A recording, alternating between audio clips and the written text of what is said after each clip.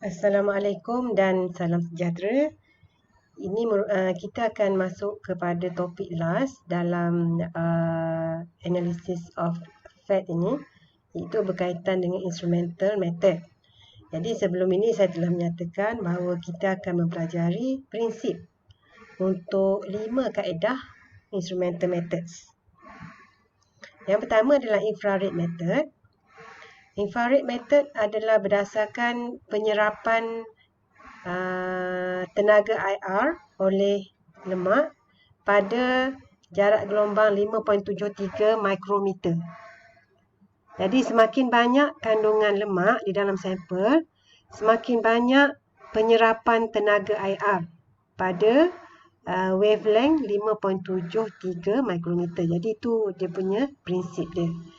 Jadi untuk analisis lemak near infrared ataupun mid infrared, dua-dua kita boleh gunakan untuk menentukan lemak. Untuk kaedah AOSC method 2007.04, terdapat satu alat iaitu FOSS. FOSS ni satu supplier peralatan lah. FOSS Food Scan NIR Spectrophotometer yang telah di-approve oleh AOSC untuk menentukan lemak, lembapan dan protein dalam sampel daging dan produk daging. Jadi selain daripada itu, mid infrared spectroscopy digunakan untuk menganalisis susu untuk menentukan kandungan lemak dalam susu. Ini dia punya nombor AOSC, kaedah AOSC method 972.16. Ini kaedah lain lah. Jadi untuk near infrared spectroscopy pula digunakan untuk menentukan kandungan lemak di dalam daging, bijirin dan juga oilseed. Oilseed ni macam soybean. Okey. Maknanya bijirin-bijirin yang mengeluarkan seed lah. Okey. Macam sunflower seed oil. Okey, dan dia boleh diadaptasikan supaya untuk digunakan online. Maknanya kita lalukan sampel terus dapat result kan. Okey, online.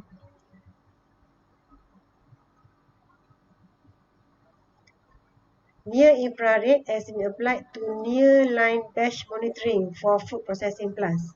Ini yang saya kata online tu. Okey. Jadi boleh sesuai digunakan dalam premis ataupun kilang makanan.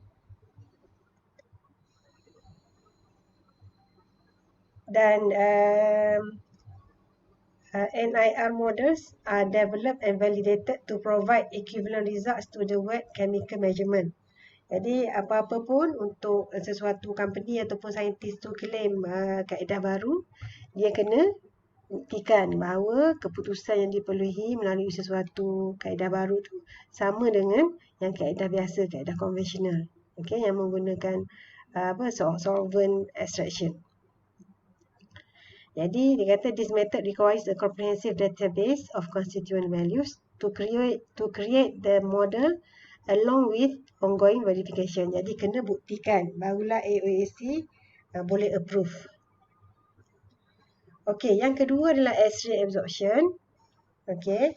So this method can be adapted to inline analysis of meat. Jadi digunakan untuk daging. Jadi apa prinsip dia? Prinsip dia adalah dia kata X-ray absorption of lean meat is higher than that of fat. Jadi kalau lean meat, X-ray absorption dia akan memberikan nilai yang lebih tinggi berbanding dengan kalau lemak daging. Okay? Jadi itu je dia punya prinsip dia. This method has been used for rapid determination of fat in meat and meat product using the standard curve of the relationship between X-ray absorption and fat content determined by a standard solvent extraction method. Jadi apa-apa pun kena dibuktikan. Okay. Yang ketiga adalah NMR ataupun Nuclear Magnetic Resonance. So NMR can be used to measure lipid in food material in a non-destructive way. Maknanya kita boleh je letak daging sekeping, kan, daging satu, maybe cibisan daging, dekat NMR, dia analyze dan kita masih boleh gunakan daging tu tidak rosak.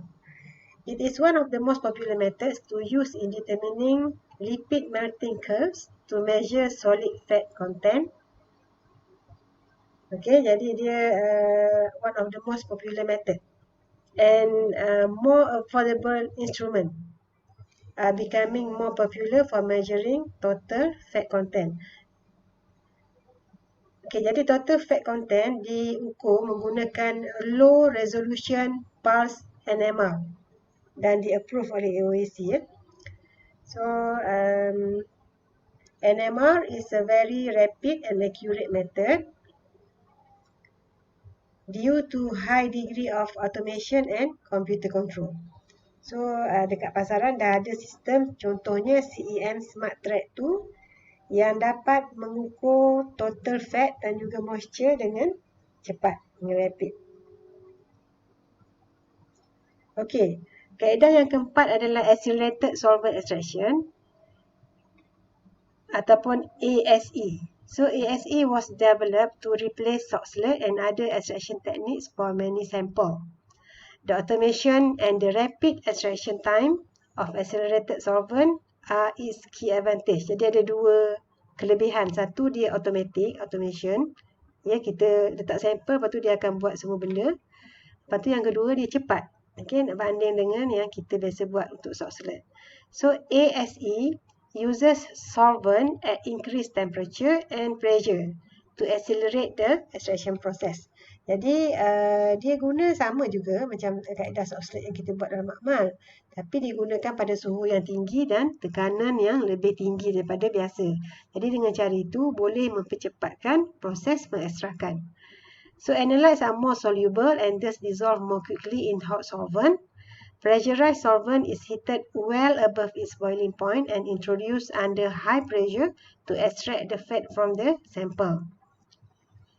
So by using hot pressurized liquid solvent, accelerated solvent extraction will decrease the amount of solvent and the amount of time needed to complete an extraction. So for example, ASE method, most ASE method can be completed in less than 20 minutes and using less than 20 ml of solvent. So is sangat menjimatkan masa dan juga menjimatkan kos bahan kimia. Jadi ini adalah contoh accelerated solvent extractor. Jadi nampak semua dah ada macam apa dipanggil carousel tu kan, untuk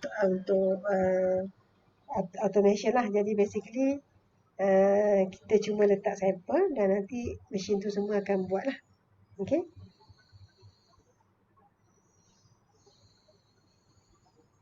Okay, last one is supercritical fluid extraction.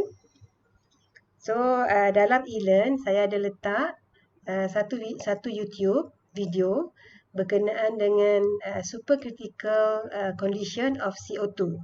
Jadi nanti bila awak ada masa, awak boleh lihat apa yang dimasukkan dengan keadaan supercritical. Okay. Jadi untuk pelajar food tech memang kita akan belajar, jumpa lagi nanti mungkin semester 5 dalam kursus food engineering. Okay. Asas kejuruteraan makanan. Okay, kita akan belajar lagi tentang supercritical fluid extraction. Okay, fat extraction can be carried out using supercritical fluid extraction instrument that use supercritical solvent, carbon dioxide as the solvent. Jadi dalam kes ini, solvent dia bukan fat ether. Solvent dia adalah carbon dioxide yang berada di dalam keadaan supercritical. Okay.